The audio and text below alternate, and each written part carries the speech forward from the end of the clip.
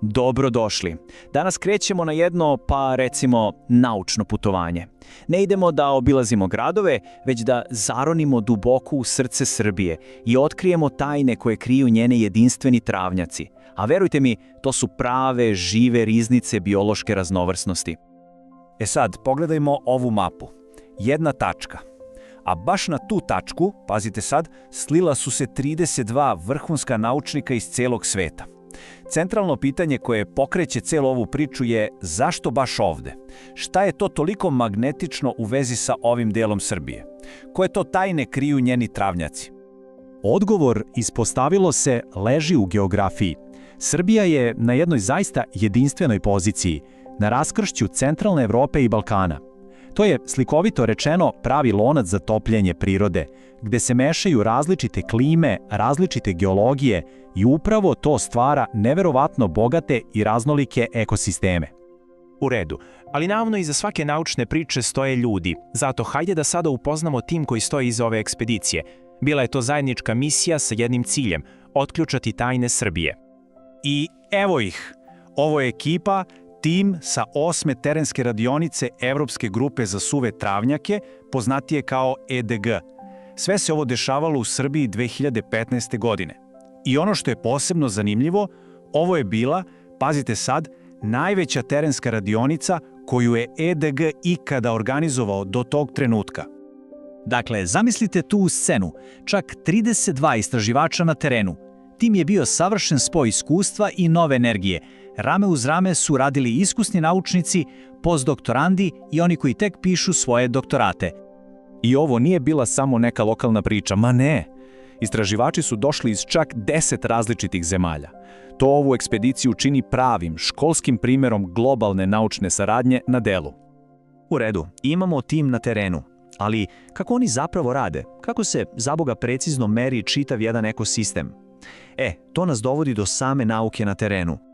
Ključna tehnika koju su koristili zove se uzorkovanje u ugnježdenim parcelama. Zvuči komplikovano, ali je zapravo vrlo logično.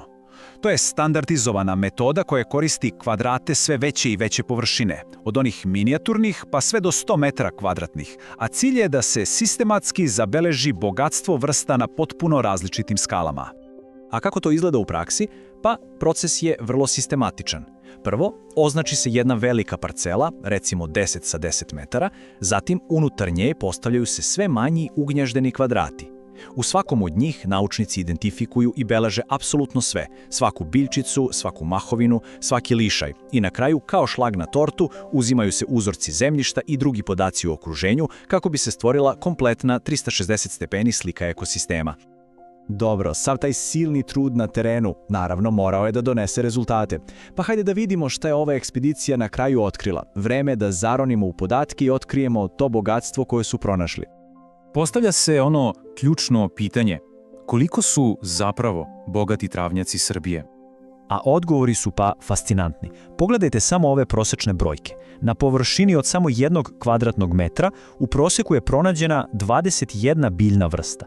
Proširimo to na 10 kvadratnih metara i broj skače na 37, a na celoj parceli od 100 kvadrata naučnici su zabeležili u proseku čak 54 različite vrste. To je prosto neverovatna gustina života.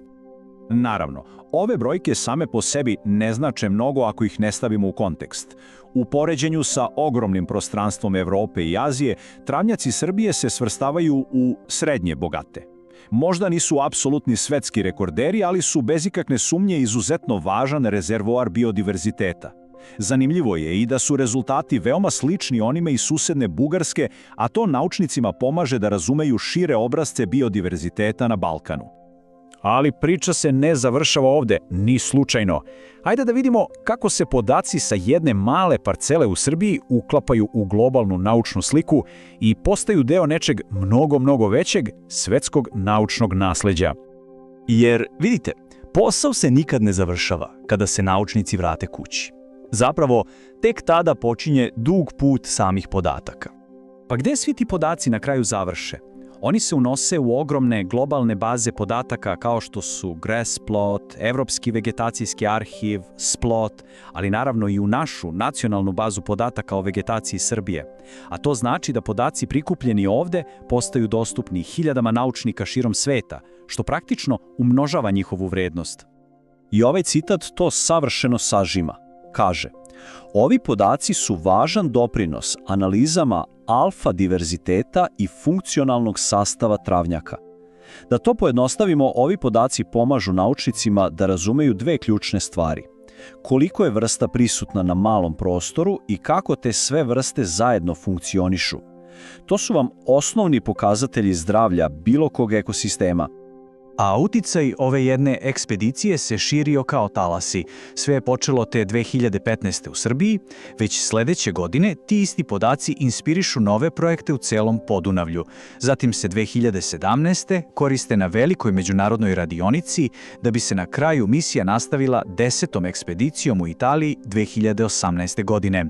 Dakle, jasno je da ovo nije bio izolovan događaj, već jedna važna karika u lancu globalnog naučnog istraživanja. I za kraj da ostavimo jedno pitanje da visi u vazduhu. Koje još tajne o zdravlju naše planete su skrivene u travnjacima širom sveta, samo čekajući da neko dođe i da ih otkrije?